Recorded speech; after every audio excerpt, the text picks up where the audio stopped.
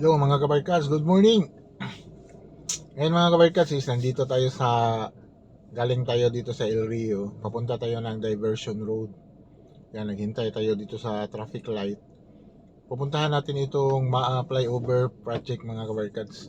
Kasi pinadaanan na ngayon March 2, alas 6 ng umaga. Kanina hindi lang kayo nakapunta kasi may ginagawa pa tayo sa bahay.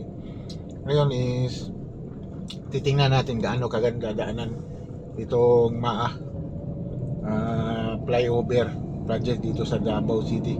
Almost 5 years din in making yan. Yung flyover na yan, grabe yung kalbaryo. Kaya kung sino yung taga Davao dito na palaging dumadaan dyan sa yan, grabe talaga yung kalbaryo. Lalo na yung daanan na hindi masyadong ini-script, tapos masyadong alikabok. Kaya titingnan natin, papunta na tayo doon sa flyover. Yan, let's go. Yan, dito na tayo mga kabarkad sa Diversion Road.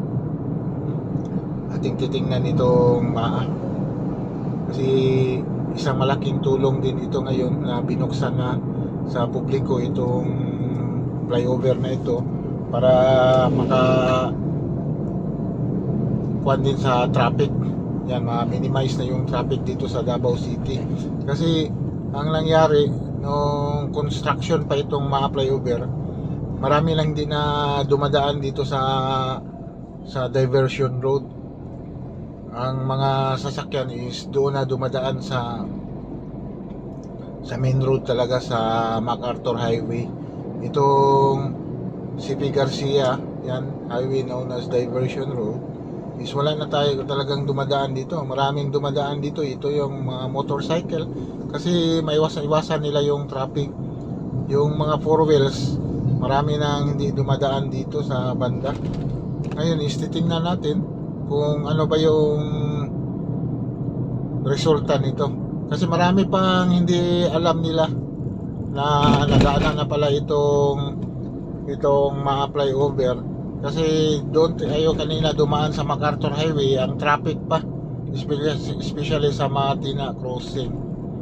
Yan, dito mga kabarkads, may mga advisory dito sa city team mo before binuksan ito. Galing daw kayo sa flyover kasi may eskwelahan dito na Davao Christian Schools. Hindi, no left turn policy dito. May mga oras na nilagay dito na pwede maka-left turn. Yan, may mga nilagay sila dito banda dito sa Davao Christian. Yan, yung nagpakulo na yung McDo.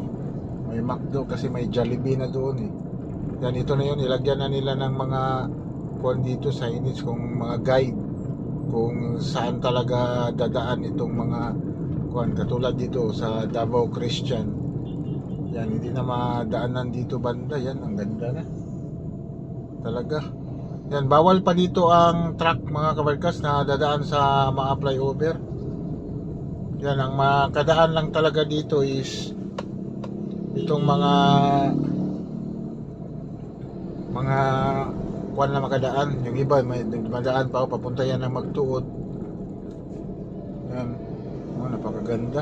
Yan, first time nakadaan na din tayo dito sa yan, napakaganda. Kitang kita natin yung kagandahan ng mga flyover. Yan, sa lahat ng mga subscriber ko yan, madaan na yung yan, makuha na talaga ninyo kung magagamit na talaga. Almost 5 years in making ito. Yan, ngayon wala na, kita mo yan, wala ng traffic. Isang malaking tulong na ito mga kabarkads, papunta ng airport. Yan, dito na tayo dadaan kung may makuha tayo doon sa south. Yan, napaka kuha na talaga yung maraming mga media dito revise na madaanan na ang yan, marami ang nagkuhan dito. Wala na ang traffic. Yan, kalbaryo. Yan, dito sa dumadaan dito sa flyover is nawala na talaga yung kalbaryo ninyo na magdaan dito sa MAA. Yan o, nakapagabilis na. Mabilis na yung oras na madaanan dito. Yan, ito yung napakaganda talagang flyover. Yan, in the making. 5 years in making ito eh. Itong MAA flyover ngayon, no? Pero dito, aabot yung traffic hanggang dito sa Gaff Farm. Yan, yan, dito niyo makita ang babantayan niya dito, yung mga speed gun na naman dito. Sabi na bagay, may mga built-in man na speed gun dito na ginawanan. Yan, ganda na. Yan, malinaw na ang diversion route. Yan, daanan is marami ng mga yan, sa lahat ng dumadaan doon sa MacArthur Highway papunta ng norte, dito na kayo dadaan. Napakaganda na daanan itong MAA flyover. Yan, project dito sa Davao City. Yan, yan, tibay, matibay, pagkatibay ang Davao City. Yan, salamat kay Tatay Digong. Project yan ni Tatay Digong eh. Yan yung mga kuwan lang. Ano yun, siyempre sa politika. Yan, yung mga budget, gano'n, kaya natagalan talaga. Yan, mga kabarkas, yan, nadaanan na natin yung mga flyover. Yan, kapag kuha na ito, siguro yung MacArthur Highway is makuha na yung MacArthur Highway. Maganda na yung, especially sa Matina Crossing. Kasi yung Matina Crossing is bumalik yung traffic dyan. Dati pagbukas ng Davao Coastal Road is nawala na yung traffic sa Matina Crossing. Nang kuha na naman itong diversion road, itong flyover, yung construction dyan, binilisan, lalo bumagal yung sasakyan. Marami na din dumaan dito eh. Dumaan doon sa MacArthur Highway, especially sa mga malaking truck.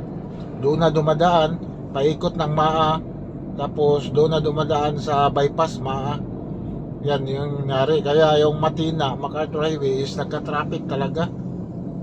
Ngayon is yan, maganda na. Yan is kuan-kuan na talaga. Yan, Davao, pagkatibay. Kuan.